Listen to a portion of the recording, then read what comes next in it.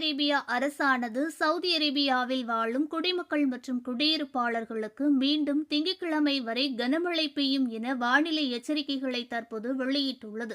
Saudi அரேபியாவில் திங்கட்கிழமை வரை கனமழை பெய்யும் என்று வானியல் ஆய்வு மையமானது தற்போது எச்சரிக்கைகளை வெளியிட்டதுடன் பொதுமக்கள் விழிப்புணர்வுடன் இருக்குமாறு சிவில் பாதுகாப்பு இயக்குநரகமும் அறிவித்துள்ளது. பொதுமக்கள் பாதுகாப்பான பகுதிகளில் தங்கியிருக்கவும், வெள்ளம் ஏற்படும் பகுதிகள் மற்றும் பள்ளத்தாக்குகள் வழியாக பயணிக்க வேண்டாம் என எச்சரித்துள்ளது.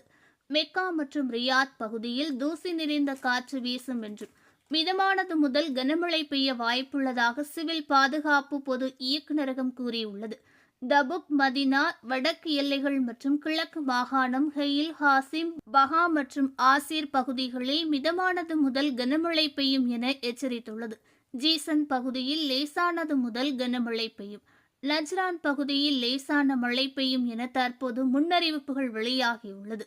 இதனால் சவுதி அரேபியாவில் வாழும் குடிமக்கள் மற்றும் குடியிருப்பாளர்கள் மிகுந்த எச்சரிக்கையுடன் இருக்க வேண்டும் என சவுதியின் சிவில் பாதுகாப்பு இயக்குநரகமானது தற்போது அறிவிப்புகளை வெளியிட்டுள்ளது. ஓகே ஃப்ரெண்ட்ஸ், இது போன்ற நியூஸ்களை உடனுக்குடன் தெரிந்து கொள்ள எங்கள் ரேஸ் தமிழ் சேனலை லைக் பண்ணுங்க, ஷேர் பண்ணுங்க, கமெண்ட் பண்ணுங்க, மறக்காம சப்ஸ்கிரைப் பண்ணுங்க.